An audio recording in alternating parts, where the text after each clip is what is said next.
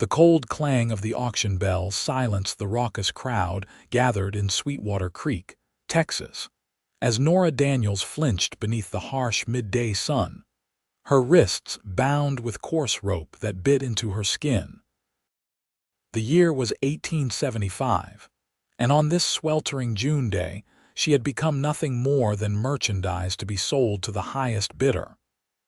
"Next up, folks," bellowed Silas Thornton, the auction master, his belly protruding over his belt as he gestured dismissively toward Nora. "This one here's hardly worth your time. 22 years old, no skills to speak of, scrawny as a desert jackrabbit." He circled her like a vulture, tugging at her tattered dress sleeve. "Been working as a housekeeper for the late Judge Harrison, but word is she can't even boil water without burning it." Laughter rippled through the crowd of ranchers, miners, and townsfolk. Nora kept her eyes fixed on the wooden platform beneath her feet, refusing to give them the satisfaction of seeing her tears. 6 months ago, she'd been the cherished daughter of a prosperous merchant in St. Louis. Now, after her parents' deaths from typhoid and her brother's gambling debts, she stood alone, being auctioned off to pay what her family had owed. Starting bid at $5 for the contract of servitude. "Who'll give me $5? Thornton called out, his voice dripping with disdain. Surely someone needs an extra pair of hands, however worthless they might be. Silence hung in the air, thick and suffocating as the Texas heat. Nora's cheeks burned with humiliation. Not even worth $5. The thought sliced through her like a knife. $4. Thornton tried again, exasperation evident in his tone. "3." A few men chuckled. Others simply shook their heads and spat tobacco juice into the dust. From the back of the crowd, a deep voice suddenly cut through the silence. "I'll give you my ranch for her." The crowd parted like the Red Sea, revealing a tall figure in a dust-covered duster. His face was partially obscured by the brim of his Stetson, but Nora could see the firm set of his jaw, the intensity in his eyes as he stepped forward. "What's that, Foster?" Thornton squinted, cupping a hand behind his ear as if he hadn't heard correctly. "You heard me, Thornton." Foster Jenkins removed his hat, revealing sun-streaked brown hair and piercing blue eyes that met Nora's for a fleeting moment before returning to the auction master. "I'm offering the deed to the Crooked River Ranch. 300 acres, good water rights, house and barn included." Gasps and murmurs erupted from the crowd. The Crooked River Ranch was modest compared to some, but it was good land, valuable enough to raise eyebrows at such an outlandish offer. "Have you gone plumb loco, Jenkins?" Thornton laughed nervously, his beady eyes darting between Foster and the crowd. "This girl ain't worth a chicken coop, let alone a working ranch." Foster Jenkins stepped closer, his spurs jingling with each deliberate stride. "She's worth everything," he said, loud enough for all to hear. He reached inside his coat and produced a folded document which he held out to Thornton. "Here's the deed, legal and binding. I signed it this morning with 2 witnesses from the bank." Nora's heart hammered against her ribs. She stared at the stranger, trying to understand his motives. Was this some cruel joke? Or worse, did he have something more sinister in mind than mere servitude? "Now hold on," Thornton sputtered, his face reddening. "This isn't how things are done. The girl's contract is meant to cover a debt of $87 and my ranch is worth north of $2,000, Foster interrupted. "More than covers it, I'd say." "But why on earth would you? That's my business." Foster's voice was steel wrapped in velvet. "Do we have a deal or not?" Thornton's greedy eyes gleamed as he snatched the deed, examining it with trembling fingers. "Seems to be in order," he admitted grudgingly. "Then it's settled." Foster climbed the steps to the auction platform. Up close, Nora could see the fine lines at the corners of his eyes, the small scar that ran along his left cheekbone. He looked to be in his early 30s, with calloused hands that spoke of hard work and years under the unforgiving Texas sun. With a pocket knife, he cut the ropes binding her wrists. "Miss Daniels, you're free to go wherever you please. The debt is paid." Nora rubbed her chafed wrists, confusion and suspicion warring within her. "I don't understand," she whispered, her voice hoarse from disuse. "Why would you do this?" "Let's just say I have my reasons." He replaced his hat and offered her his arm. "But first, let's get you away from here." Bewildered but with few options, Nora placed her hand on his forearm. As Foster led her through the stunned crowd, Thornton called after them, "Jenkins." "What the hell am I supposed to do with a ranch?" "I'm an auctioneer, not a rancher." Foster didn't turn around as he replied, "Sell it. Keep it. Use it to stable that high horse you're always riding. I don't particularly care." The crowd erupted in laughter, this time at Thornton's expense. Nora felt a small spark of satisfaction at the man's discomfort, quickly followed by overwhelming uncertainty about her own fate. Foster led her to a handsome buckskin horse tied at a hitching post. "Can you ride?" he asked. "Yes," Nora answered. Though raised in the city, her father had insisted she learn horsemanship during their summer visits to her uncle's farm in Kentucky. He helped her mount, then swung up behind her. The closeness made her tense, but he maintained a respectful distance, reaching around her only to take the reins. "Where are you taking me?" she asked as they rode out of town, the curious stares of Sweetwater Creek's residents following them. "To San Angelo," he answered. "It's about a day's ride. I have friends there who can help you." "But your ranch was never mine to begin with," he said enigmatically. They rode in silence for several miles, the rhythmic clop of the horses' hooves against the hard, packed earth the only sound between them.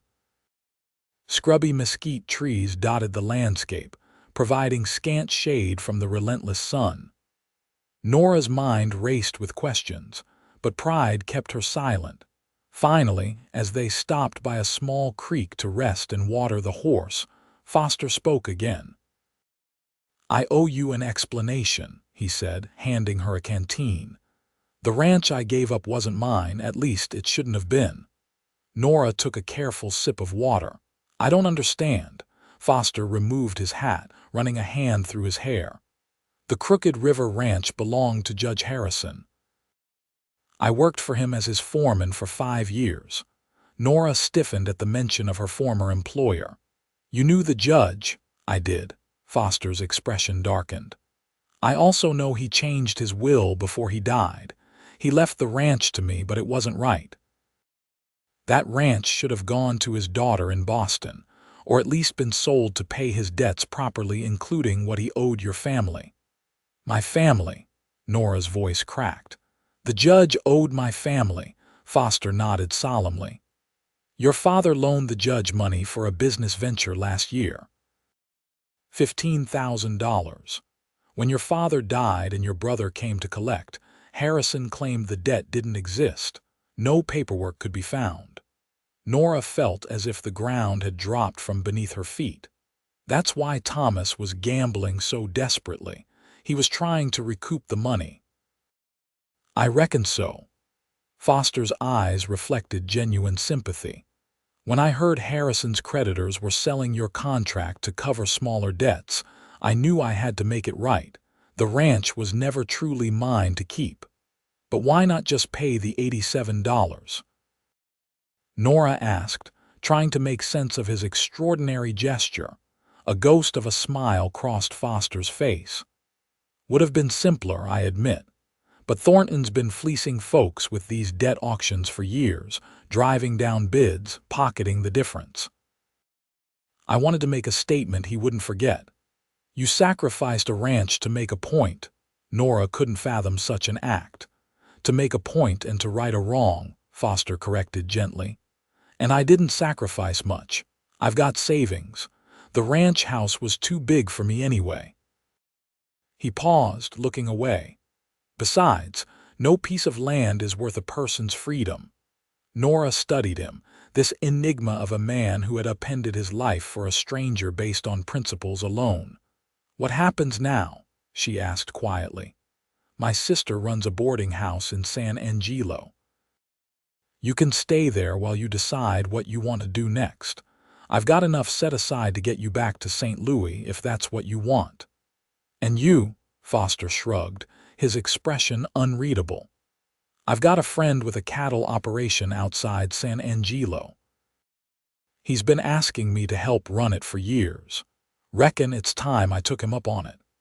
As they continued their journey, Nora found herself stealing glances at her unlikely rescuer. There was something compelling about Foster Jenkins, a quiet strength, an unwavering sense of justice that had driven him to such an extraordinary act. For the first time since her parents' deaths, she felt a flutter of something that might have been hope. The sun was beginning to set, painting the western sky in brilliant streaks of orange and gold, when Foster reined the horse to a halt. "We'll camp here for the night," he said, nodding toward a small grove of cottonwoods near a bend in the river. "Should reach San Angelo by midday tomorrow." After helping Nora dismount, Foster efficiently set up camp, gathering firewood and preparing a simple meal of jerky, biscuits, and coffee.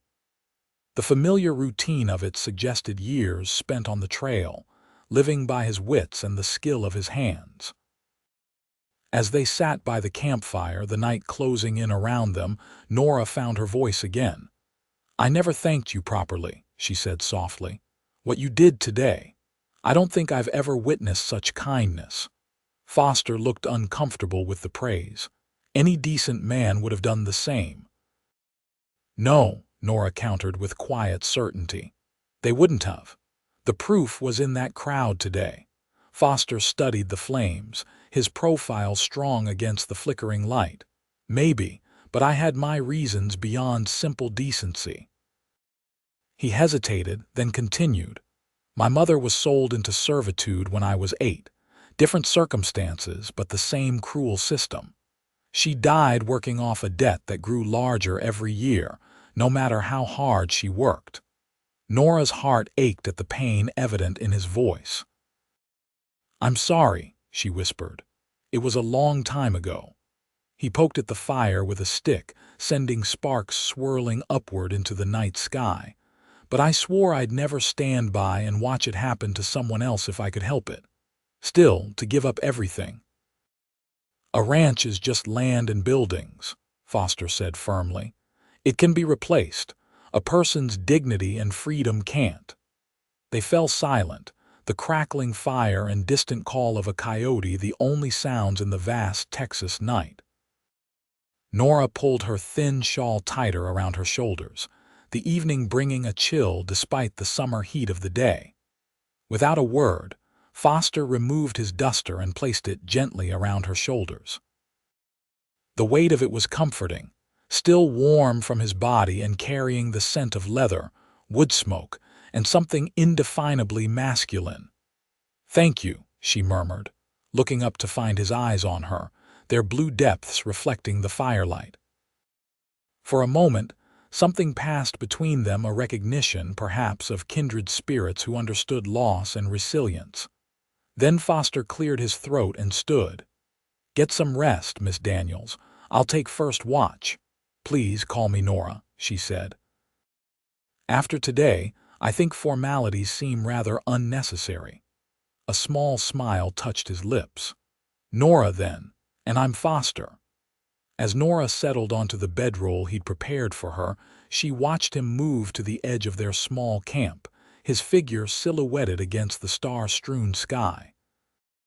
For the first time in months, she fell asleep without fear clawing at her throat, trusting that she was safe under Foster Jenkins' watchful gaze. Morning arrived with dew-kissed grass and birdsong. Nora woke to find Foster already up, tending a small fire with coffee brewing in a battered tin pot. He nodded in greeting, his expression guarded yet not unfriendly. "Sleep well?" he asked, pouring coffee into a cup and offering it to her. "Better than I have in months," she admitted, accepting the cup gratefully. The coffee was strong and bitter, but the warmth was welcome in the crisp morning air. They broke camp efficiently, and soon they were back on the trail. As the buckskin horse carried them steadily toward San Angelo, the landscape gradually changed, the scrubland giving way to rolling hills dotted with oak and cedar. "It's beautiful," Nora observed, taking in the panoramic views. "Different from what I'm used to, but beautiful in its own way." "Texas grows on you," Foster agreed. "All that open space makes a person feel small and significant all at once." Nora pondered this. "I never thought of it that way. In St. Louis, everything felt confined, predetermined." "And now?" Foster asked, his voice close to her ear. "Now everything feels uncertain," she admitted. "But perhaps that's not entirely bad." Around midday, they crested a hill, and San Angelo came into view below them, a bustling town nestled along the Concho River, considerably larger than Sweetwater Creek. Smoke rose from chimneys, and even from this distance, Nora could make out people moving about the streets, wagons rolling and horses tied in front of various establishments. "There it is," Foster said. "Not exactly St. Louis, but it's a decent town, growing fast." As they rode down the main street, Nora couldn't help but notice the curious glances directed their way. A man and woman sharing a horse was bound to raise eyebrows, especially given her disheveled appearance. Foster seemed oblivious to the attention as he guided the horse toward a large, well-maintained two-story house at the edge of town. A painted sign swung gently in the breeze. "Riverdale Boarding House." Before they had even dismounted, the front door flew open, and a woman burst out, her hands on her hips. She was perhaps a few years older than Foster, with the same striking blue eyes but hair several shades darker. Foster Jenkins. "3 months without a word, and you show up unannounced with a—" She stopped abruptly, taking in Nora's appearance with a quick, assessing glance that softened almost immediately. "Well now, where are my manners? Come in, both of you." Foster helped Nora down from the horse, his hands strong and steady at her waist. "Nora Daniels, meet my sister, Margaret Jenkins Cooper. Best cook in Tom Green County and keeper of all my childhood secrets." Margaret rolled her eyes but smiled warmly at Nora. "Any friend of my brother's is welcome here, though I suspect there's quite a story behind this particular introduction." "You have no idea," Foster muttered, leading the horse toward a small stable behind the boarding house. Margaret ushered Nora inside, her keen eyes missing nothing. "Let's get you settled. A hot bath, clean clothes, and a proper meal will do wonders, I expect. Then you can tell me how you managed to tame that wild brother of mine long enough to share a ride." The boarding house was clean and comfortably furnished, with polished woodwork and cheerful curtains at every window. The scent of fresh bread and something savory permeated the air, making Nora's stomach growl embarrassingly. Margaret led her to a bedroom on the second floor. "This is our best room," she said, opening the door to reveal a spacious chamber with a 4-poster bed, washstand, and a window overlooking a small garden. "Normally, I'd charge extra, but any woman who can put up with Foster's company for a full day has earned some consideration." Nora managed a small smile. "Your brother saved my life, Mrs. Cooper. I owe him everything." Margaret's expression softened. "It's just Margaret, dear, and that sounds exactly like Foster, always riding to someone's rescue." She patted Nora's arm.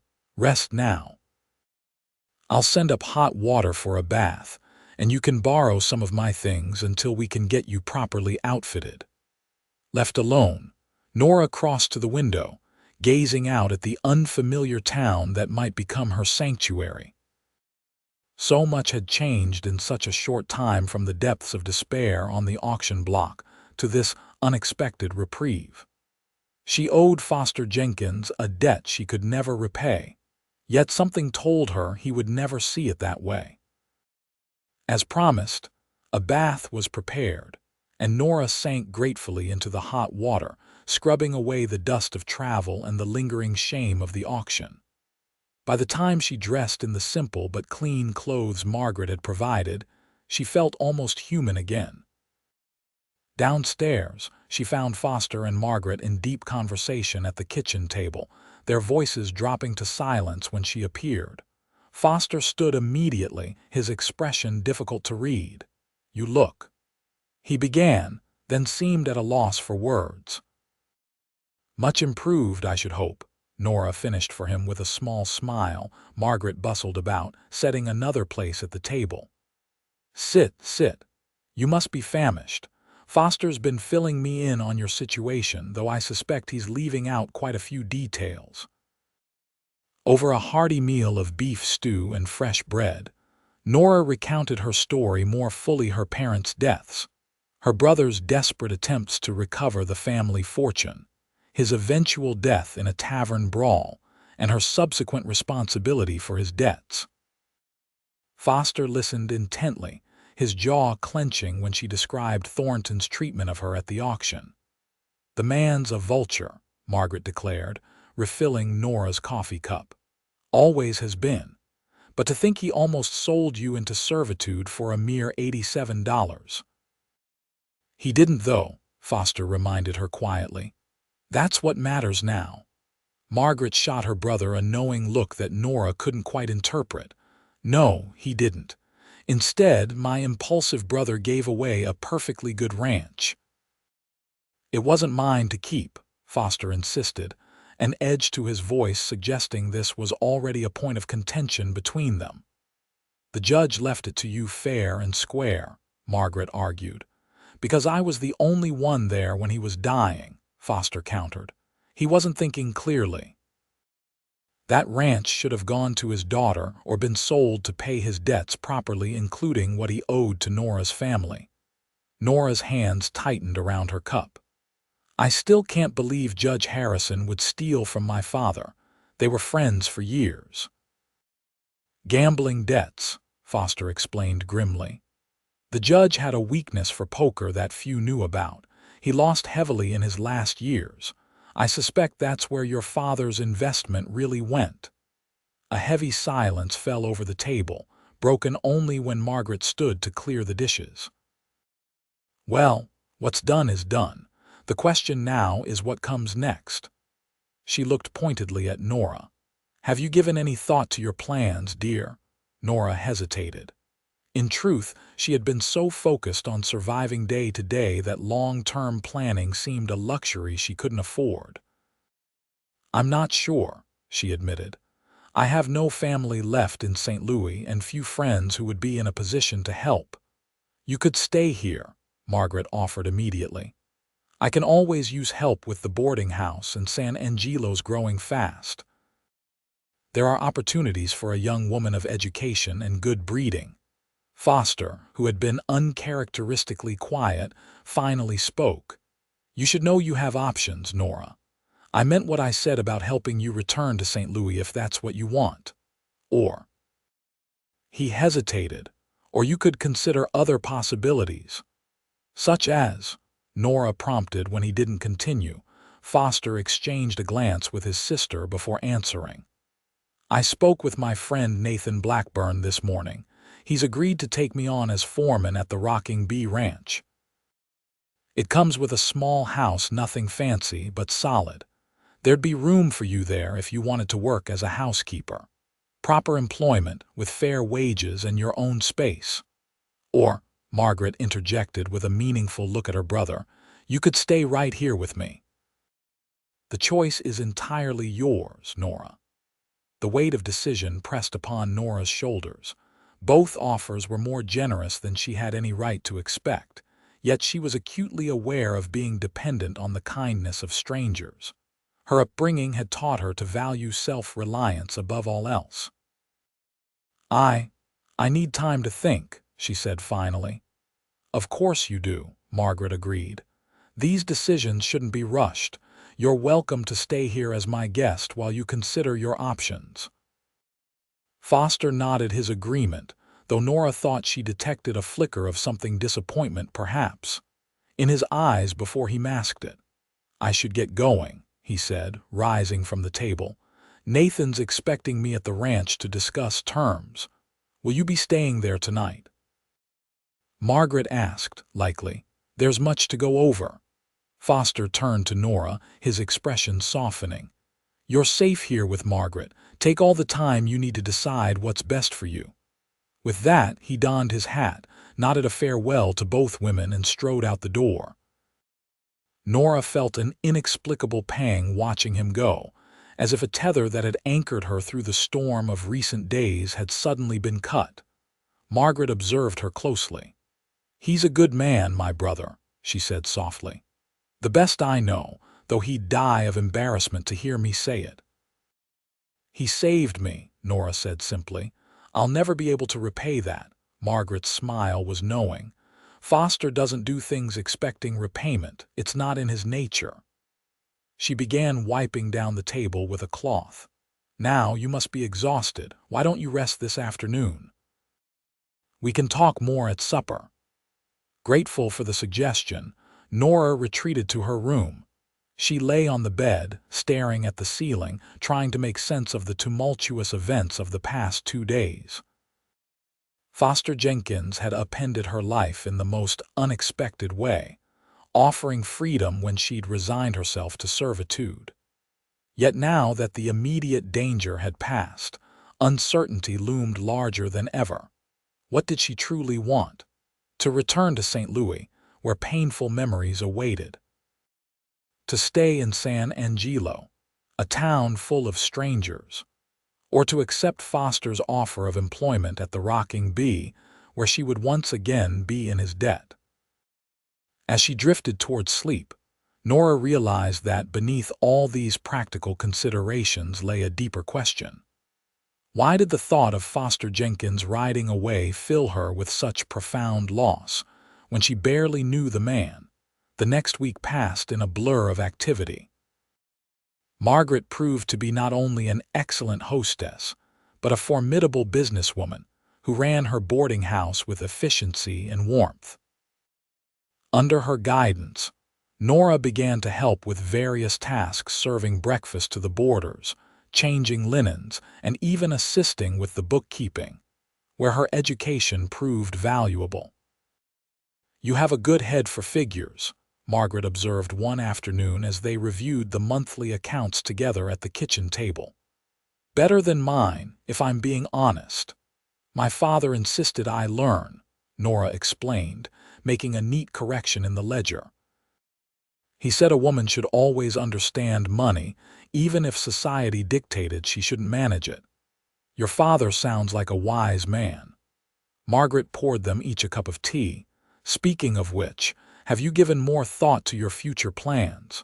Nora set down her pencil with a sigh. "I have, though I'm no closer to a decision. Your offer to stay here is more than generous." "But," Margaret prompted gently, "but I don't want to be a burden. You've already done so much." "Nonsense. You've more than earned your keep this week alone." Margaret studied her over the rim of her teacup. "Though I suspect there's more to your hesitation than fear of being a burden." Nora felt heat rise to her cheeks. "I'm not sure what you mean." "Foster's been by 3 times this week," Margaret pointed out with a knowing smile. "For a man settling into a new position as foreman, he certainly finds a lot of reasons to come into town." It was true. Foster had visited regularly, ostensibly to check on Nora's well-being and to bring news of his progress at the Rocking Bee. Each time, his presence had brought an inexplicable lightness to Nora's heart, and his departures had left an equally inexplicable emptiness. "He feels responsible for me," Nora said, not quite meeting Margaret's eyes. Was all Margaret replied, but her expression spoke volumes. A knock at the front door interrupted their conversation. Margaret rose to answer it, returning moments later with Foster in tow. He removed his hat as he entered the kitchen, nodding politely to both women.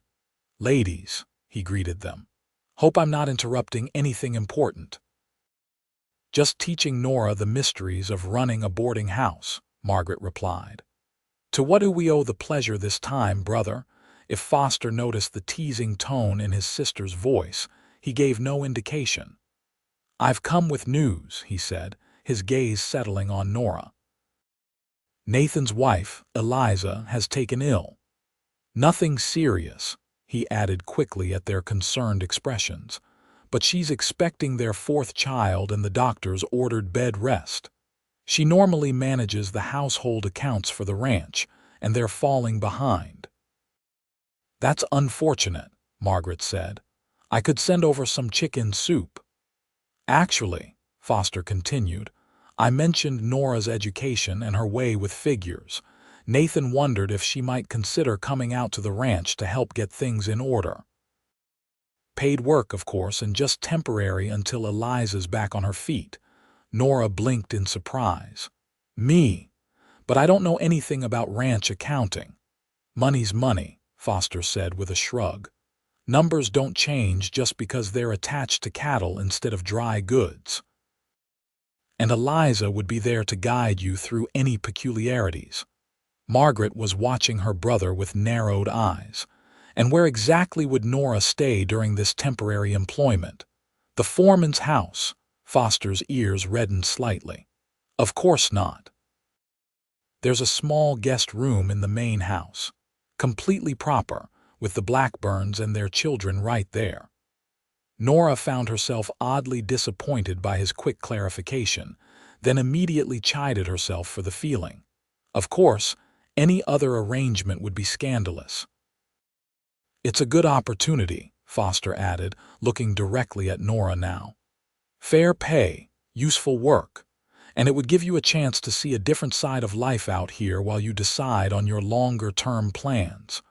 Put that way, it did sound appealing.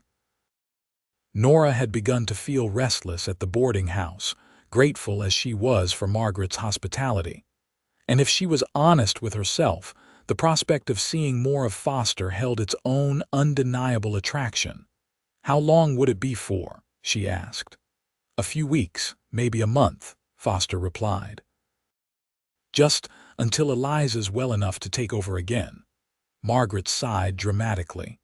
Well, I suppose I could manage without Nora's help for a little while if it's for a good cause. She gave her brother a pointed look. Though I expect you to bring her back to town regularly. She's become quite popular with my boarders at breakfast time. I can bring her in for Sunday services at least, Foster agreed. Nora realized they were both speaking as if her decision was already made. Strangely, she didn't mind. When would I start? She asked. Tomorrow, if you're willing, Foster said, a smile breaking across his face that made something flutter in Nora's chest. I can come by in the morning with the wagon. And just like that, Nora's course was set at least for the next few weeks. As she packed a small valise that evening with the clothes Margaret had helped her acquire, she wondered at how quickly life could change. A fortnight ago, she had been facing a life of indentured servitude. Now, she was preparing for paid employment at one of the area's respected ranches, with new friends and surprising possibilities stretching before her. The ride to the Rocking Bee the next morning took nearly 2 hours. Foster drove the wagon with confidence, pointing out landmarks and sharing stories of the region as they traveled. Without the pressing circumstances of their first journey together, Nora found herself relaxing in his company, drawn to his quiet strength and straightforward manner. How did you come to know Nathan Blackburn? She asked as they followed a winding road through rolling hills dotted with live oak and mesquite. We served together during the war, Foster replied, his expression momentarily distant. Confederate cavalry. Nathan saved my life at Vicksburg. We promised to look out for each other if we survived, and somehow we both did. Nora absorbed this new information about him. You fought for the Confederacy. Foster glanced at her, his expression cautious. I did, though I had no love for the cause, Texas seceded and I was of age to serve. It was that simple for a boy of 18 who'd never been farther than San Antonio. I didn't mean to judge, Nora said quickly. The war touched everyone one way or another. Foster nodded, seemingly relieved by her response. Nathan and I both came home changed by what we'd seen. He was fortunate enough to have family land to return to. I drifted for a while before ending up working for Judge Harrison. And now you've come full circle, Nora observed, in a manner of speaking. Foster's hands were steady on the reins, his profile strong against the backdrop of the Texas landscape.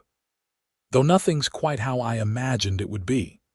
Before Nora could ask what he meant by that, they crested a hill, and the rocking bee ranch came into view below them. It was larger than she had expected, a sprawling main house painted white with green shutters, several outbuildings, a substantial barn, and multiple corrals where horses and cattle were visible. Men on horseback moved in the distance, driving a small herd toward a far pasture. "It's impressive," Nora remarked. "Nathan's done well for himself," Foster agreed. "Started with just 100 acres and 50 head of cattle after the war. Now he's running close to 2,000 acres and 700 head. As they approached the main house, a man emerged onto the wide front porch. He was broad-shouldered and solidly built, with a full beard and watchful eyes that crinkled at the corners when he smiled in greeting. "About time you showed up, Jenkins," he called as Foster brought the wagon to a halt.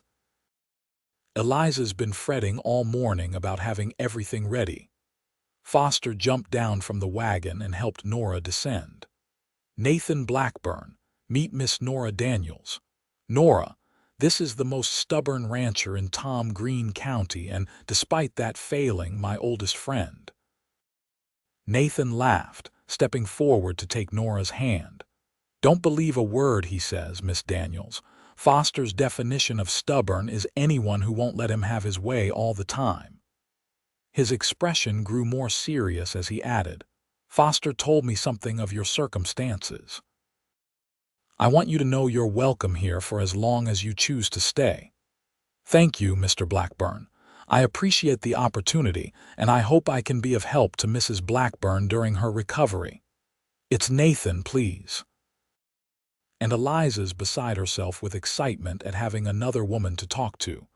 "Our nearest neighbor is 15 miles away, and female company is scarce out here." He gestured toward the house. "Come on in and meet her. I'll have one of the hands take care of your things."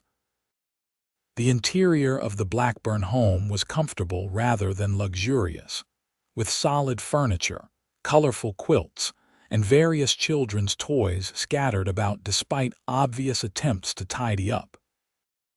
In the parlor, a petite woman with auburn hair reclined on a settee, her advanced pregnancy evident beneath her loose dress. 3 children of varying ages played quietly on a braided rug nearby. "Eliza, our guest has arrived," Nathan announced.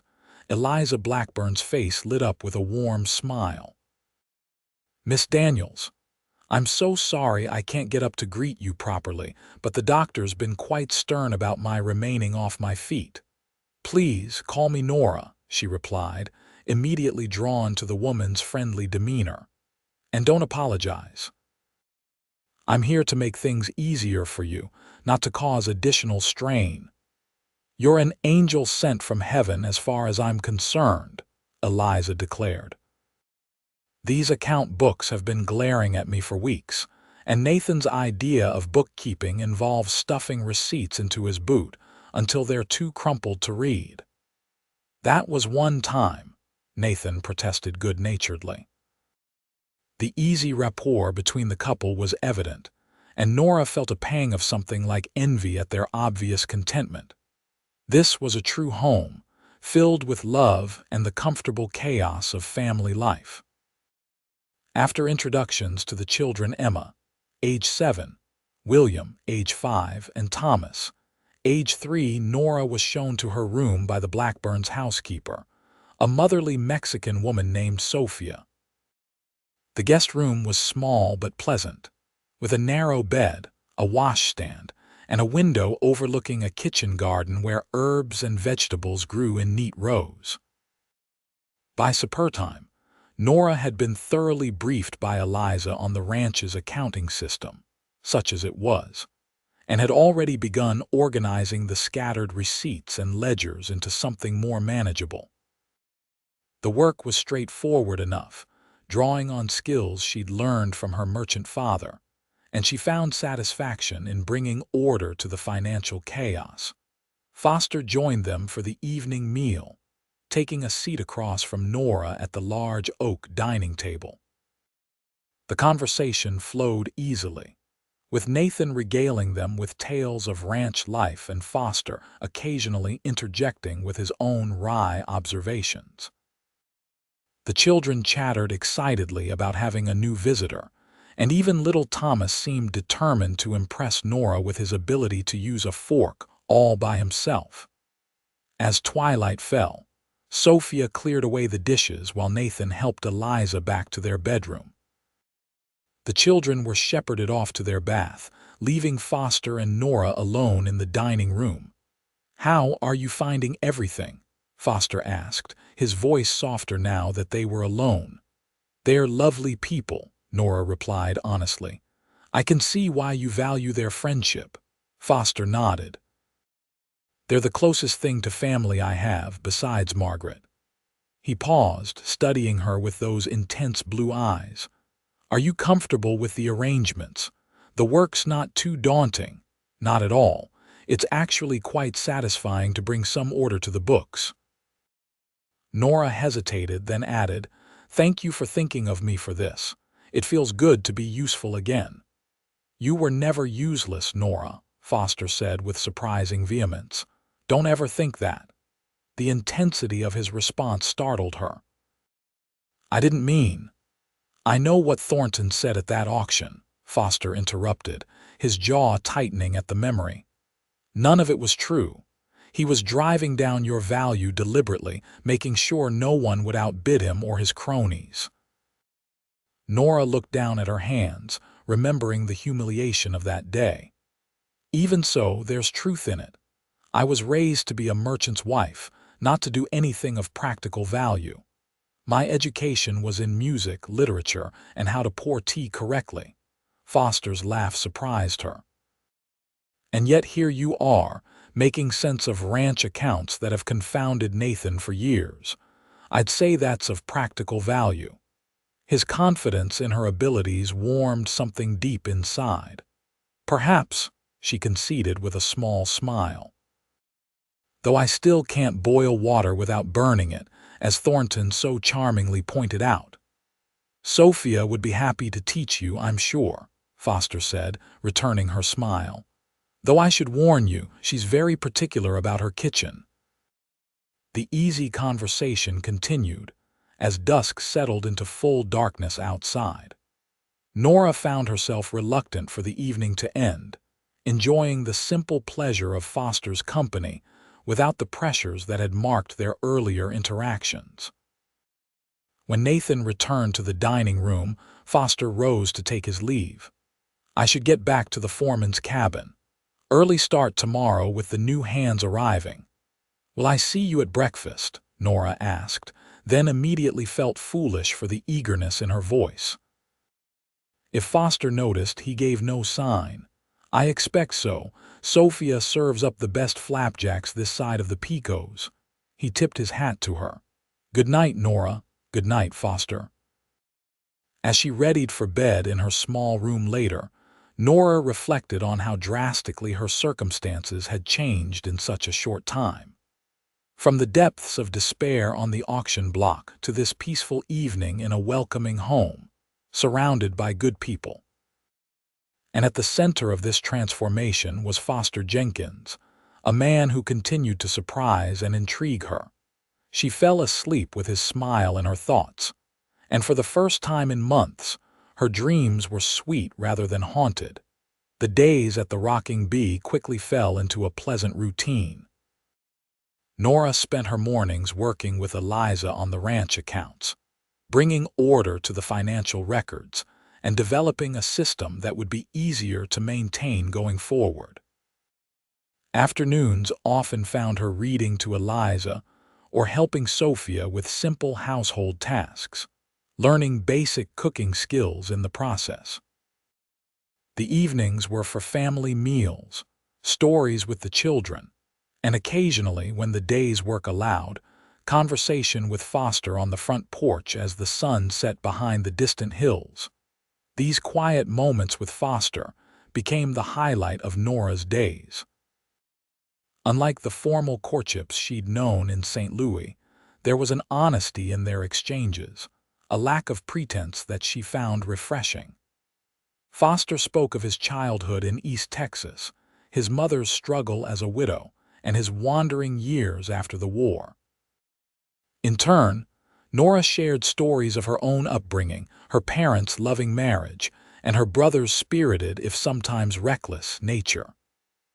"I wish I could have known them," Foster said one evening as they watched lightning flicker on the horizon, promising a much-needed summer storm.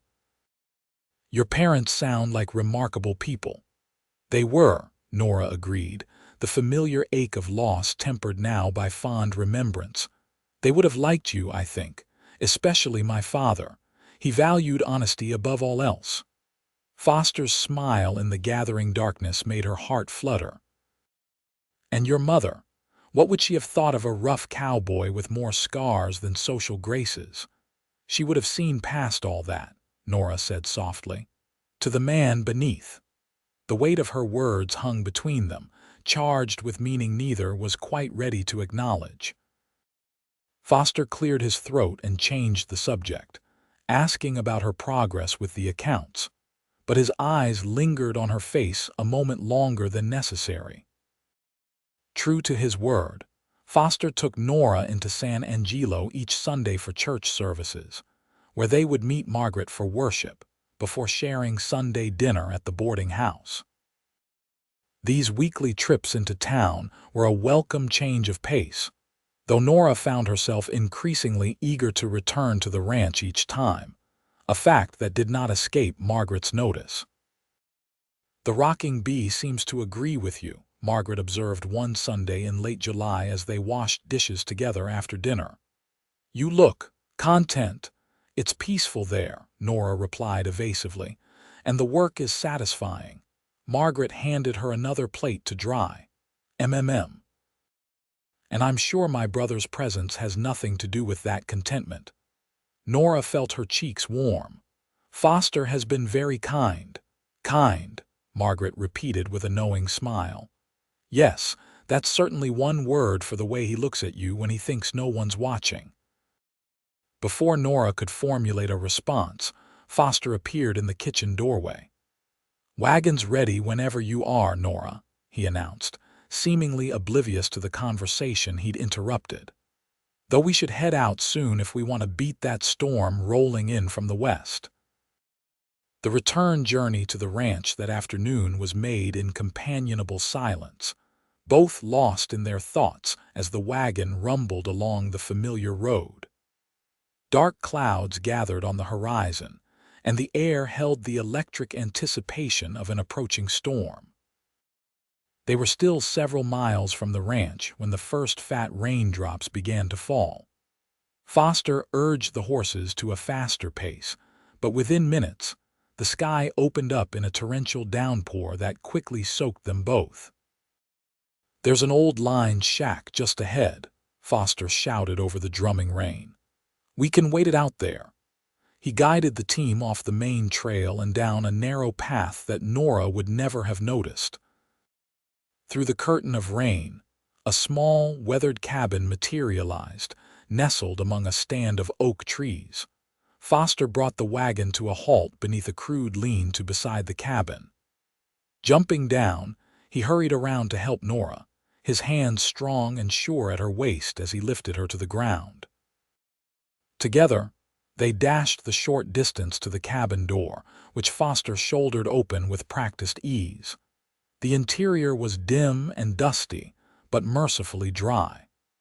Foster quickly located a lantern hanging from a nail and struck a match to light it.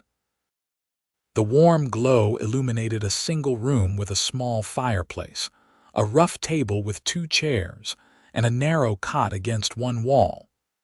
Nathan's grandfather built these line shacks years ago, Foster explained as he moved to the fireplace. The hands use them sometimes when they're working distant pastures. He knelt to arrange kindling from a small woodpile stacked nearby. Looks like no one's been here in a while, but it's stocked with the basics.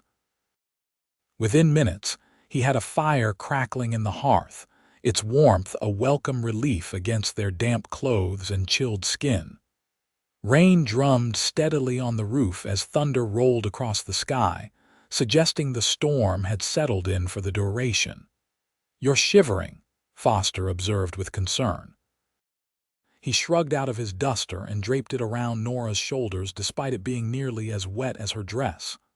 "Not much help, I'm afraid, but it's something." "Thank you," Nora said through chattering teeth.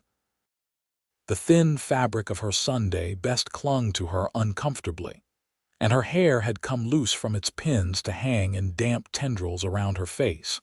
Foster turned away abruptly, busying himself with examining the cabin's meager supplies. "There's coffee and some jerky," he announced, his back still to her. "And I think that's a blanket on the cot. You should wrap up in it while your clothes dry by the fire." Nora's cheeks flushed at the implication. "I couldn't possibly. I'll step outside," Foster said quickly, evidently realizing how his suggestion might be interpreted. "Give you privacy." "Don't be ridiculous," Nora protested. "It's pouring rain, you'll catch your death." She hesitated, then added, "Turn your back."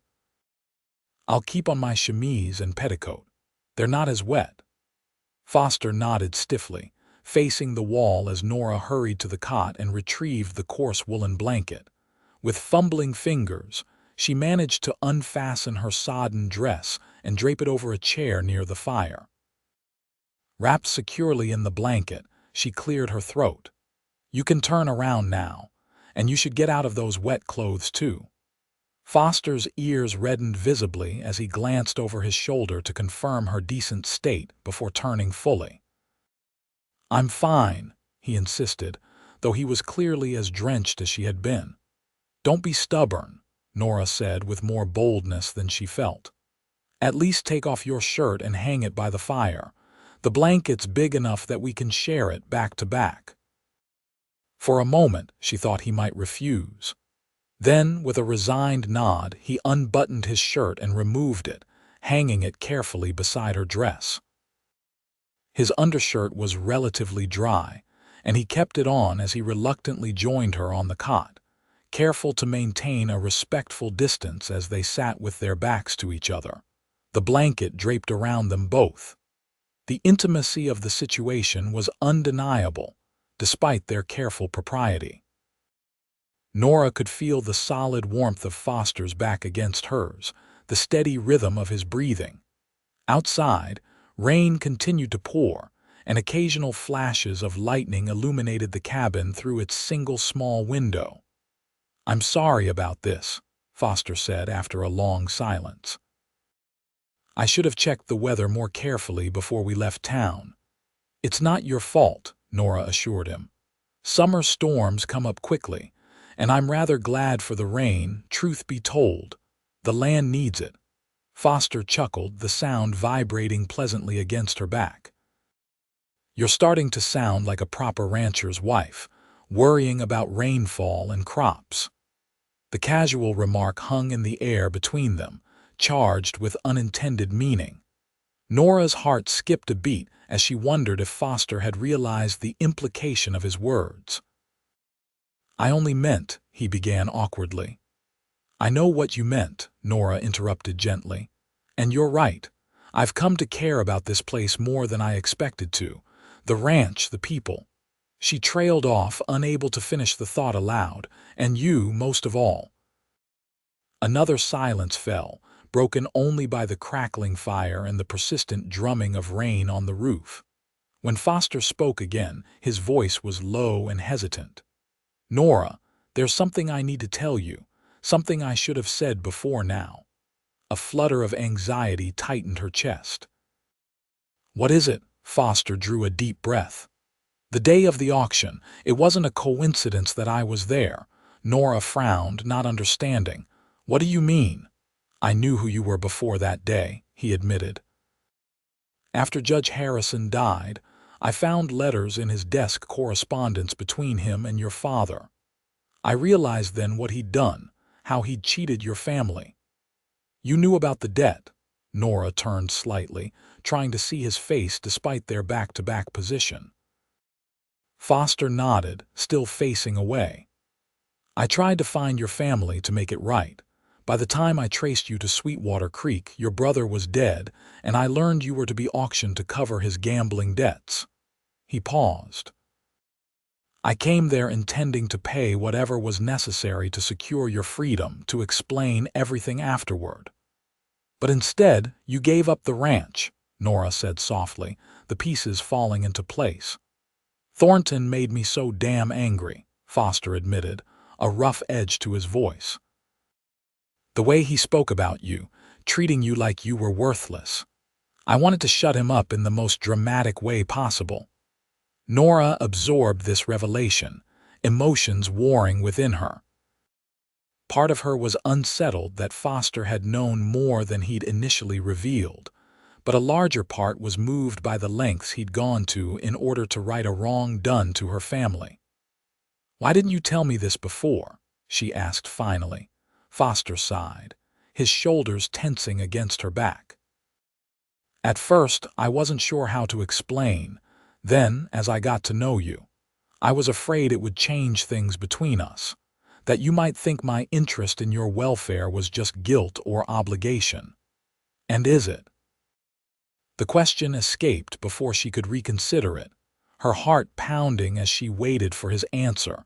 Foster turned then, breaking their back-to-back arrangement to face her profile. The movement brought the blanket with him, tightening it around them both, drawing them closer together. No, he said, his voice rough with emotion. God help me, Nora, it's so much more than that. She turned to meet his gaze, finding his face mere inches from hers, his blue eyes dark with feelings too long restrained.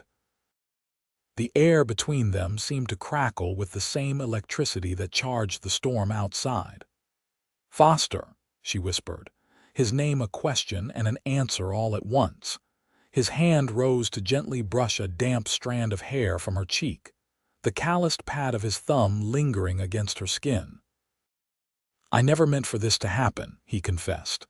When I brought you to San Angelo, I thought I was just doing the right thing, making amends for Harrison's theft. But then, Nora prompted when he hesitated, her heart in her throat. Then I got to know you, Foster said simply. Your strength, your kindness, your quick mind. The way you face each day with courage, despite everything you've lost. And somewhere along the way, I realized I'd give up 100 ranches if it meant seeing you smile. Nora's breath caught at the raw honesty in his words. No man had ever spoken to her like this, not with flowery compliments or practiced charm, but with the unvarnished truth of genuine feeling. I have no right to say these things, Foster continued, his hand dropping away from her face. You deserve better than a man with nothing to his name but a foreman's wages and too many regrets. Don't, Nora said firmly, catching his retreating hand with her own. Don't tell me what I deserve. I've had enough of other people deciding my worth. She met his gaze steadily. The day you found me, I was being sold like property. You were the only one who saw me as something more, as someone of value. You were always valuable, Foster insisted. Always. As are you, Nora countered. Not for what you own or what you can provide, but for who you are. She took a deep breath, finding courage she didn't know she possessed. And who you are, Foster Jenkins, is the man I've fallen in love with. The confession hung between them for a breathless moment.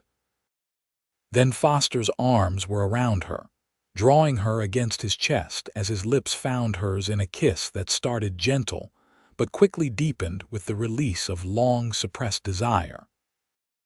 Nora responded with equal fervor, her hands sliding up to tangle in his hair as the blanket fell forgotten around their waists. When they finally broke apart, both breathing heavily, Foster rested his forehead against hers. "I love you, Nora Daniels," he said hoarsely. "Have almost from the first moment I saw you, but I never dared hope." "Hope is all I've had these past months," Nora whispered, "and you gave it back to me when I thought it was lost forever." Outside, the storm continued to rage, but within the small cabin, a different kind of tempest had broken, one of passion long denied, and now finally acknowledged. As Foster's lips found hers again, Nora surrendered to the sweetness of it, knowing that whatever the future held, they would face it together. The rain stopped shortly before dawn, leaving behind a washed, clean world shimmering with droplets that caught the first rays of sunrise. Nora and Foster had spent the night talking, sharing stories and dreams, exchanging tender kisses, but maintaining the boundaries of propriety despite their confessed feelings. As they prepared to resume their journey to the ranch, Foster helped Nora into the wagon with newfound tenderness, his hand lingering in hers a moment longer than necessary. "What will we tell the Blackburns?" Nora asked, suddenly anxious about returning to the ranch with this momentous change between them. Foster smiled, the morning sun highlighting the golden flecks in his blue eyes. "The truth," he said simply, "that the storm delayed us and—" He paused, his expression growing more serious, "and that I intend to court you properly with your permission and their blessing." "Court me," Nora echoed, a smile tugging at her lips. "How very formal, Mr. Jenkins." "Some things should be done right," Foster replied, though his eyes twinkled with good humor. "Besides, I reckon Nathan and Eliza have been expecting this announcement since the day I brought you to the ranch." "Was I that transparent?" Nora asked, chagrined. Foster laughed, a free and joyful sound that made her heart swell. "If you were, we were transparent together. Eliza's been dropping hints the size of Texas for weeks now." They arrived at the ranch to find Nathan pacing the front porch, his face breaking into relief when he spotted the wagon approaching.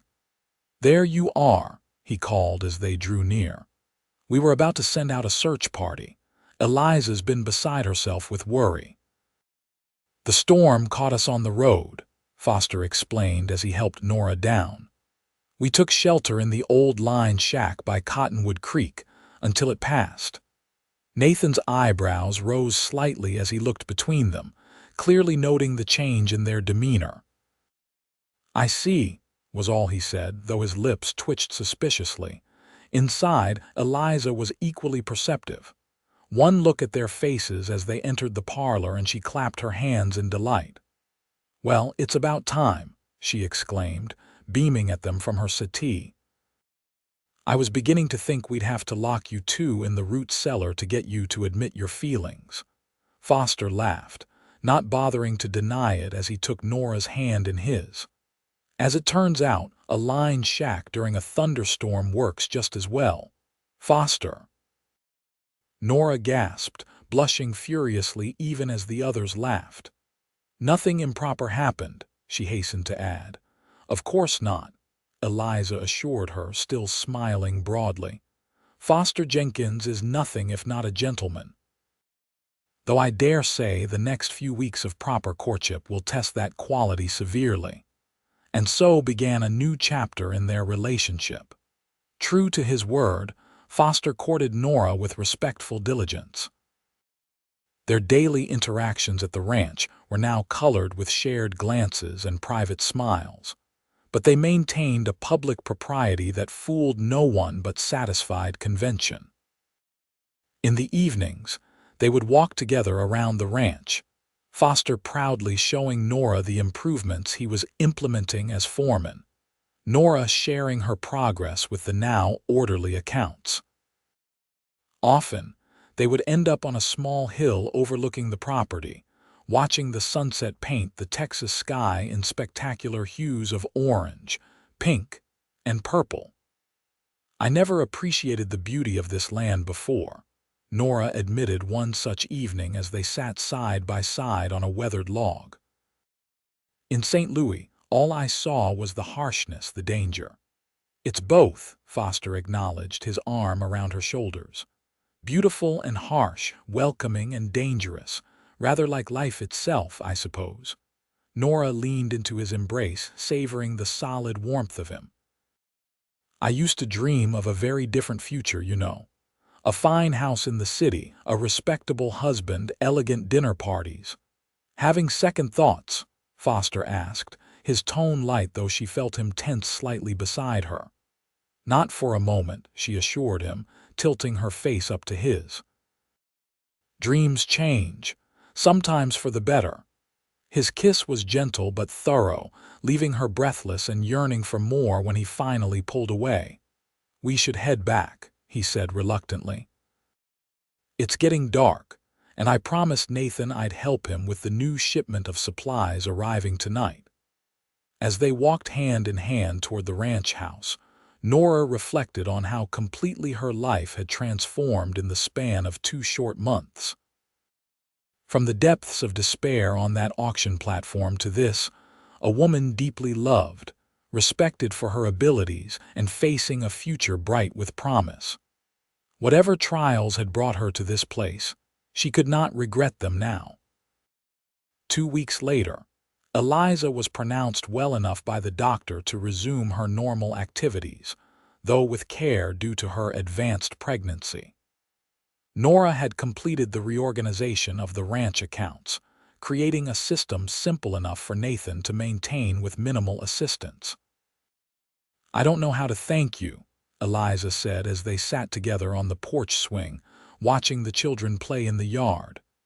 You've brought such order to our chaos, both in the books and in the household. It's I who should be thanking you, Nora replied.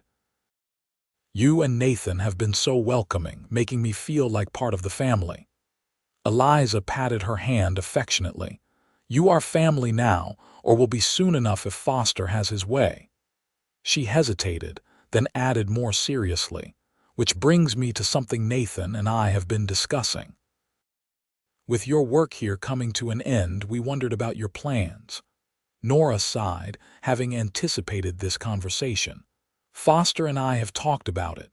I could return to the boarding house in town, but that would mean seeing much less of each other, Eliza finished for her.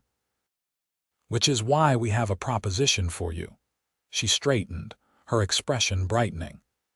The old Wilkins place, about a mile east of here, Nathan owns it now. It's been sitting empty since old Jacob Wilkins passed last year.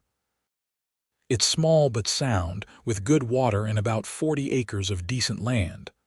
Nora blinked, not following. That's good to know, Eliza laughed.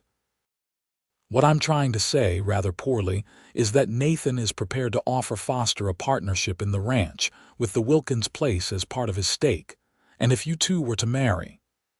She left the implication hanging, her eyes twinkling. Marry, Nora echoed, her heart suddenly racing. Eliza, Foster we haven't discussed. Oh, but he has discussed it, Eliza interrupted with a grin.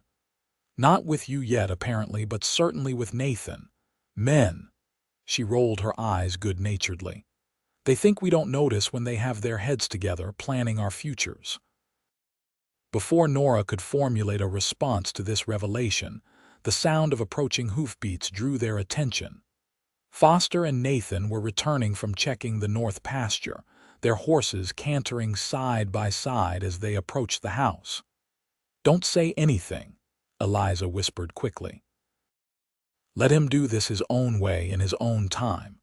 I've probably said too much already. But as Foster dismounted and strode toward the porch, his face alight with some barely contained excitement, Nora suspected that his own time might be sooner rather than later. Ladies, he greeted them, removing his hat. "Beautiful afternoon, isn't it?" "Lovely," Eliza agreed with a knowing smile. "I was just telling Nora how well she looks today." Foster's gaze settled on Nora, warm and appreciative. "She looks beautiful every day."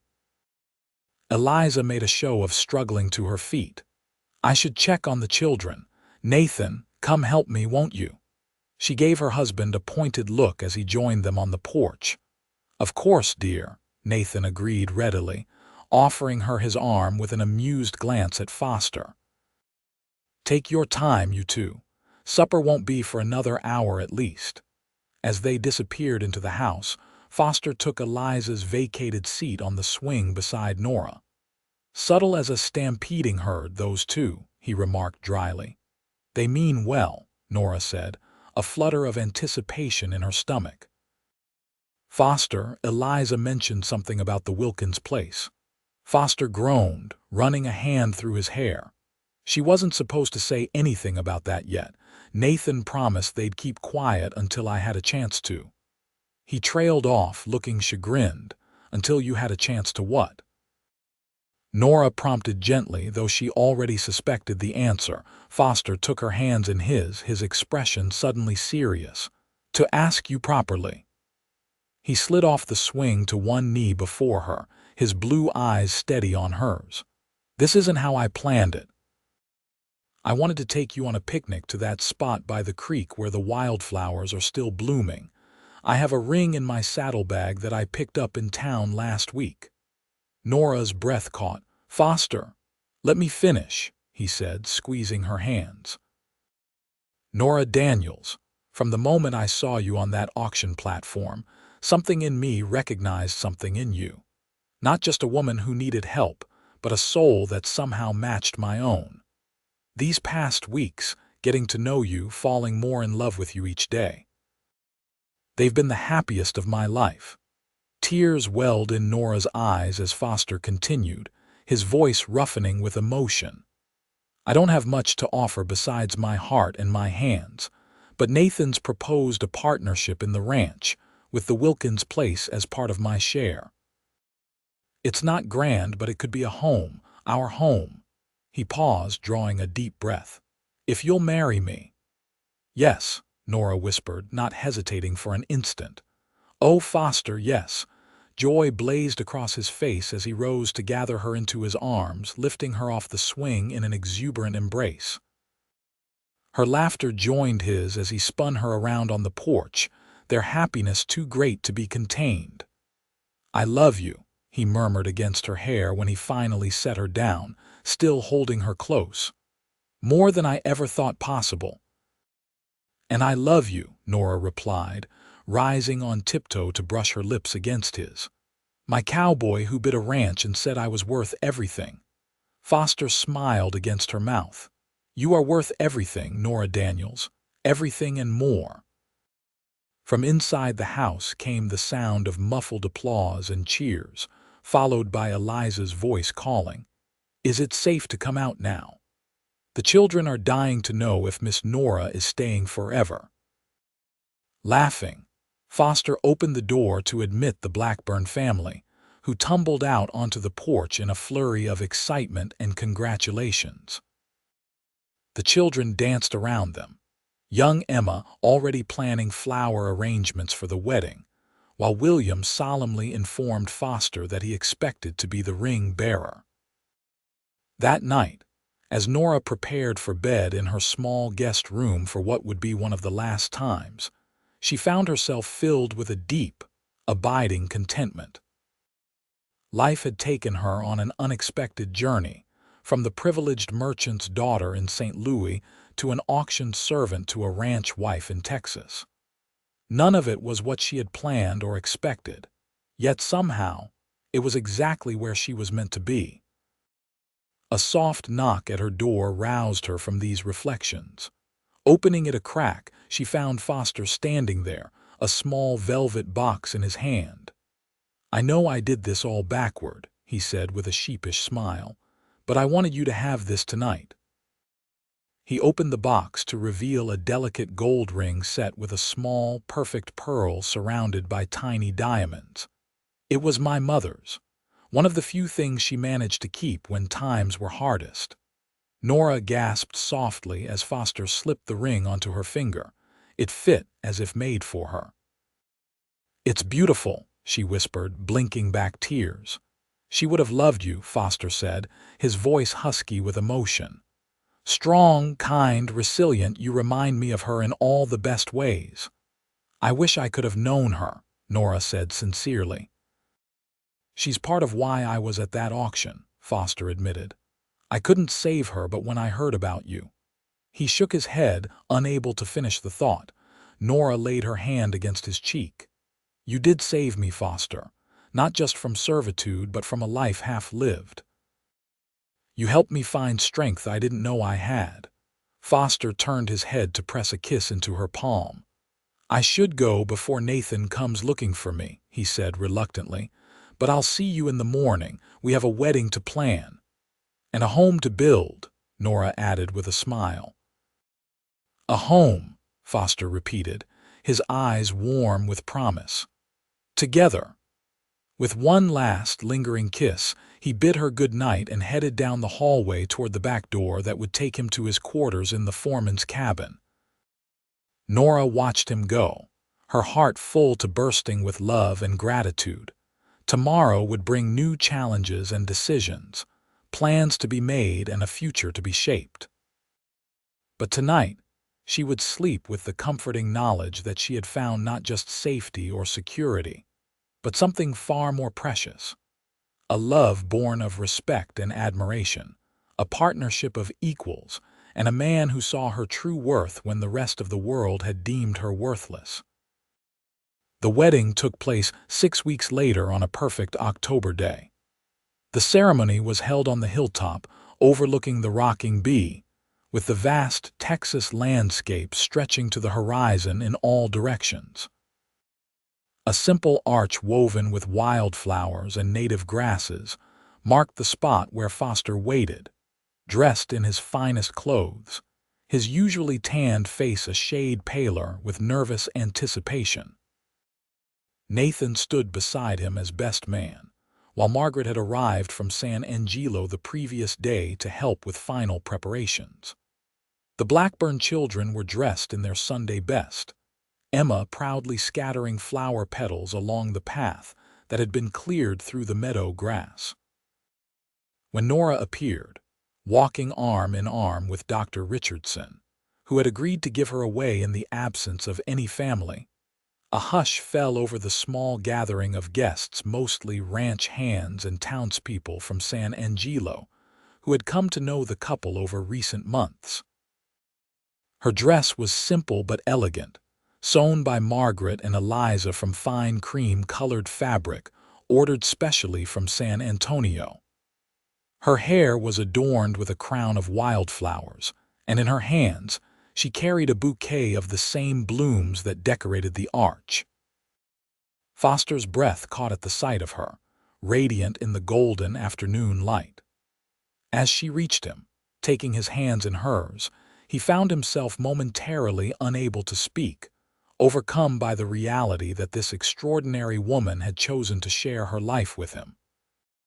The ceremony was brief but heartfelt, the preacher from San Angelo speaking of love, commitment, and partnership, before inviting them to exchange vows they had written themselves. "Nora," Foster began, his voice steadying as he looked into her eyes, "before I met you, I thought I understood the meaning of value, what things were worth, what mattered most. But you taught me that true worth can't be measured in acres or cattle or dollars. It's found in courage, in kindness, in facing each day with an open heart despite life's hardships." He squeezed her hands gently before continuing. "I promise to spend every day of our life together showing you how precious you are to me. To protect and support you, not because you need protecting, but because you deserve a partner who values your strength as much as your gentleness. To build a home and a future worthy of the trust you've placed in me." Tears shimmered in Nora's eyes as she responded, her voice clear and steady despite her emotion. "Foster, When the world had reduced me to nothing more than a debt to be paid, you saw something in me worth fighting for. You gave me back my freedom, my dignity, and most precious of all, my hope." She smiled through her tears as she continued.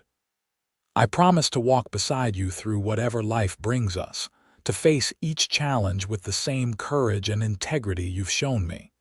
To build our home not just with timber and nails, but with love, respect, and unwavering faith in each other. To remind you every day that the greatest bid you ever made wasn't a ranch or land, but the offer of your heart, which I will treasure above all else for as long as I live." There wasn't a dry eye among the guests as they exchanged rings, Foster's a simple gold band that had belonged to Nathan's father, Nora's the pearl ring that had been Foster's mother's. When the preacher finally pronounced them husband and wife, Foster gathered her into his arms for a kiss that balanced perfectly between proper restraint and unveiled passion. The celebration afterward was a true Texas affair, with tables set up under the trees near the Blackburn house, lanterns hanging from branches to provide light as dusk fell, and a feast prepared by Sophia and the women of San Angelo that featured everything from barbecued beef to peach cobbler. A local fiddle player provided music, and as the stars began to appear in the darkening sky, Foster led Nora onto the makeshift dance floor for their first dance as husband and wife. "Happy," he murmured as they swayed together to the sweet, haunting melody.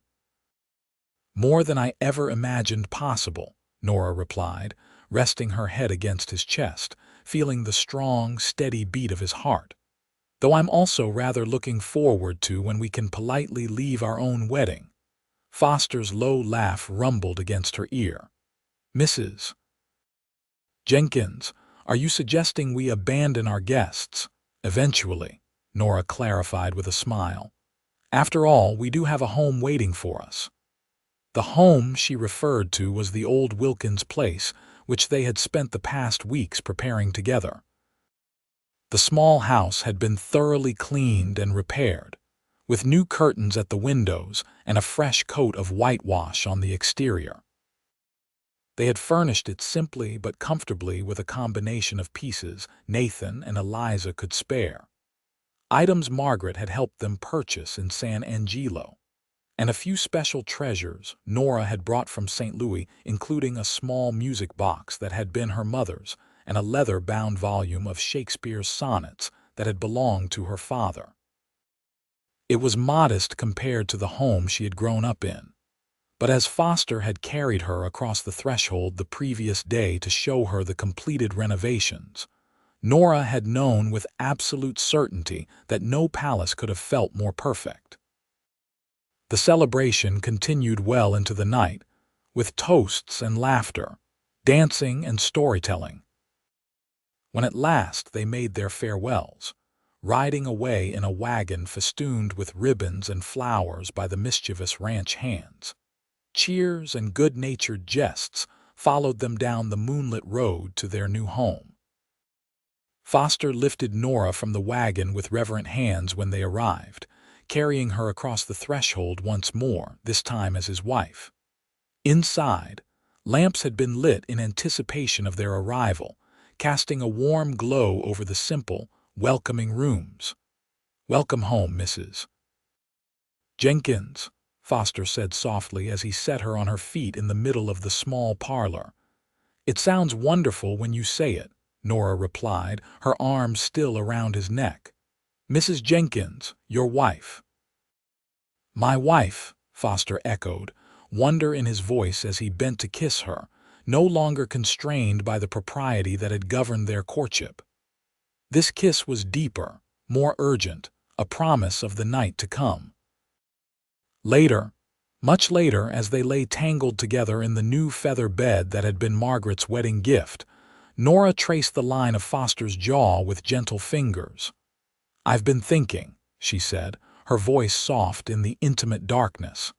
"Dangerous," Foster teased, pressing a kiss to her palm. "What about?" "About the future, about building something more than just a home," She hesitated, suddenly shy despite their newfound closeness. "A family, Foster, children of our own someday." His arms tightened around her. "Nothing would make me happier," he said with such sincerity that Nora's heart swelled. "A house full of little ones with your spirit and determination." "And your eyes," Nora added, smiling against his chest, "and your sense of justice." "Poor children," Foster laughed softly.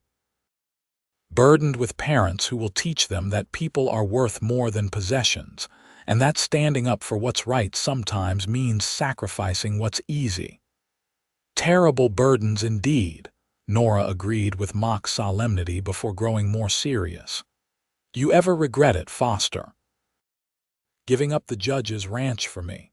Foster raised himself on one elbow to look down at her, his expression visible even in the dim moonlight filtering through the curtains. "Not for a single moment," he said firmly. "That ranch was tainted by how it came to me. This place," he gestured to encompass the small house around them, "this is ours, earned honestly, a true beginning." Nora reached up to pull him down for another kiss, overwhelmed by the certainty of his love and the future they would build together. Spring brought new life to the land and to the Jenkins household.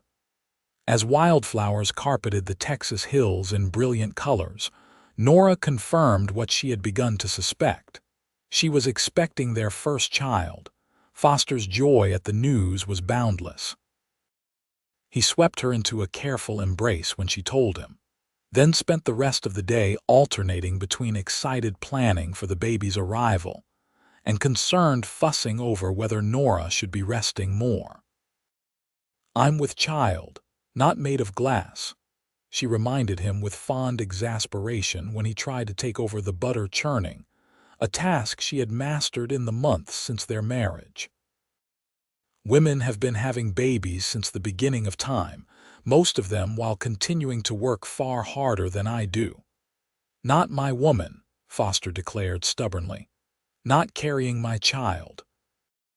Nora relented enough to let him take on some of her heavier tasks, knowing that his protective instincts came from love rather than any doubt in her capabilities. In truth, she found his concern touching, so different from the clinical, distant approach to pregnancy she had observed among the men of her social circle in St. Louis. As her body changed with the growing life inside her, Nora found herself reflecting often on the remarkable journey that had brought her to this place. From the desperate fear of the auction block to the profound contentment of creating a family with Foster, it seemed almost too much happiness for one lifetime. The partnership between Foster and Nathan flourished as well. The two men worked together seamlessly, Foster's innovative ideas complementing Nathan's steady experience. The 40 acres that came with the Wilkins place had been expanded to 80 through a purchase of adjacent land, and Foster was building a small but respectable herd of his own, starting with calves culled from the rocking bee stock. Eliza had delivered a healthy baby girl in November, whom they had named Grace, and she became Nora's closest confidante as she navigated her own first pregnancy. The two women spent many afternoons together, Nora gaining valuable knowledge from Eliza's experience, while the children played nearby under Sophia's watchful eye. Margaret visited regularly from San Angelo, bringing news from town and increasingly elaborate knitted items for the expected baby. "Every child needs a proper layette," she insisted when Nora protested that no infant could possibly need so many blankets and bonnets. In late September, as the first cool breezes of autumn began to temper the Texas heat, Nora went into labor. Foster had been helping Nathan with a difficult calving when Sophia's eldest son rode out to find him, carrying the news that his time had come. He arrived home to find Margaret already there, having coincidentally chosen that day for one of her visits, and Eliza on her way with Sophia. The women efficiently organized the household, heating water, preparing clean linens and shooing Foster out to the porch when he hovered anxiously in the doorway of the bedroom. "But I want to be with her," he protested, as Margaret firmly guided him outside. "And you will be when the time is right," Margaret assured him. "For now, the best thing you can do is stay out of our way." The hours that followed were the longest of Foster's life. He paced the small front porch, wincing at each cry that reached him from inside, praying with more fervor than he had since the war. Nathan arrived midway through the afternoon, bringing a flask of whiskey that Foster accepted gratefully but barely touched, needing to keep his wits about him. "It's normal," Nathan assured him, having been through this 4 times with Eliza. "Women are stronger than we can imagine when it comes to bringing life into the world." As dusk fell, the cries from within the house intensified, then suddenly gave way to a different sound, the thin, reedy wail of a newborn. Foster froze on the porch steps, his heart pounding as he waited for someone to emerge with news. It was Eliza who finally appeared at the door, her face tired but wreathed in smiles. "Congratulations, Foster," she said. "You have a healthy son and Nora is doing just fine." The world seemed to tilt beneath his feet as the words registered. A son. He was a father. And Nora, his brave, incredible Nora, had brought their child safely into the world. "Can I see them?" he asked, his voice barely audible. "Of course." Eliza stepped aside to let him enter. "They're waiting for you." Foster moved through the house in a daze, barely registering the congratulatory pat on the shoulder from Nathan or the tearful smile from Margaret as he passed. At the bedroom door, he hesitated, suddenly overcome with a mix of anticipation and inexplicable shyness. Then he heard Nora's voice, soft and beckoning.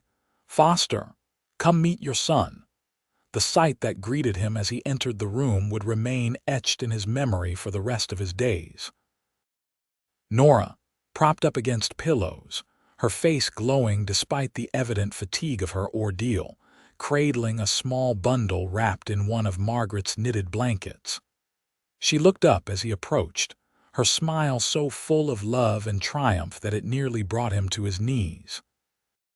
"Here he is," she said, carefully shifting the bundle so Foster could see the tiny face nestled within.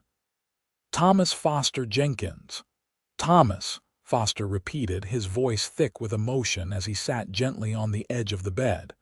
"After your brother," Nora nodded. "I thought. I hoped you wouldn't mind. He was flawed, but he loved me. And without his mistakes, as terrible as the consequences were, we might never have found each other." "It's perfect," Foster assured her, reaching out a tentative finger to touch his son's impossibly soft cheek. "He's perfect." "You're perfect. God, Nora, I love you so much." "We love you too," she whispered, leaning forward slightly so he could kiss her before carefully transferring the baby into his arms. "Your son has been waiting to meet you." Foster cradled the tiny form with reverent care, marveling at the minute perfection of his features, the shock of dark hair, and the way his small hand curled instinctively around Foster's finger when he offered it. "Hello, Thomas," he murmured, his vision blurring with unshed tears. "I'm your pa." The baby's eyes blinked open briefly at the sound of his voice, revealing a glimpse of what might someday become blue like his own, before closing again in contented sleep. Foster looked up at Nora, finding her watching them with a tenderness that matched his own overflowing heart.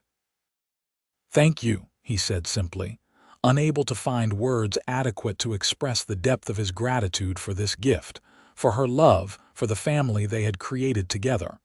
Nora reached out to touch his face, brushing away a tear he hadn't realized had fallen. "No, Foster," she said softly. "Thank you for seeing my worth when I had forgotten it myself, for giving me this life, this love, this family." As the first stars appeared in the Texas sky outside their window, The small family remained huddled together on the bed, marveling at the miracle they had created and the journey that had brought them to this perfect moment of completion. In the years that followed, the Jenkins family thrived alongside the growing community. Thomas was joined 2 years later by a sister, Margaret Eliza, named for the two women who had become such important parts of their lives. 4 years after that, another son arrived, Nathan Robert, completing their family. The partnership between Foster and Nathan Blackburn expanded to include additional land purchases, making them one of the most prosperous ranching operations in the region. The original 40 acres of the Wilkins place grew to over 500, with a new, larger house built when the children began to outgrow the original small dwelling. Nora never lost her head for figures, eventually taking over the accounting for both ranches and earning a reputation in the county for her financial acumen. Local ranchers began to seek her advice on investments and business matters, and she found satisfaction in using the education her father had insisted upon in ways he could never have imagined. Foster watched her blossom with pride, never tiring of telling anyone who would listen that his wife was the smartest person in Tom Green County. When she proposed opening a small bank in San Angelo, specifically designed to help ranchers and farmers weather the unpredictable cycles of agricultural life, he supported her wholeheartedly, even taking on more household responsibilities to free her time for the venture. The Daniels Jenkins Banking and Trust opened its doors in 1888, with Nora as president and Margaret as her partner in the enterprise. It quickly became an essential institution in the growing town, known for fair practices and genuine concern for the community's well-being. Through it all, through the growth of their family and the expansion of their businesses, through droughts and floods, through the everyday challenges and joys of life in the Texas Hill Country, the foundation of their relationship remained unshaken, a love born in the unlikeliest of circumstances, forged in respect and mutual admiration. On their 20th wedding anniversary, Foster surprised Nora with a special gift, a small silver medallion engraved with the words "Worth Everything." She wore it on a chain close to her heart, a constant reminder of the day he had seen value in her when the rest of the world had deemed her worthless. That evening, as they sat together on the porch of their home, watching their children play in the yard with the Blackburn children who had remained their closest friends, Nora leaned her head against Foster's shoulder. "You ever think about how differently our lives might have gone?" she asked softly.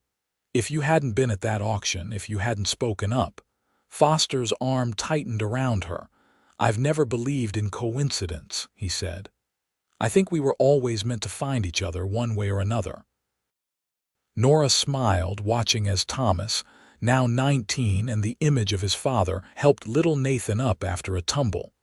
"Perhaps you're right, though I'm grateful we didn't have to take a more circuitous route." "As am I." Foster pressed a kiss to her temple, his love for her as strong and steady as it had been on the day he first declared it in that rain-soaked lined shack.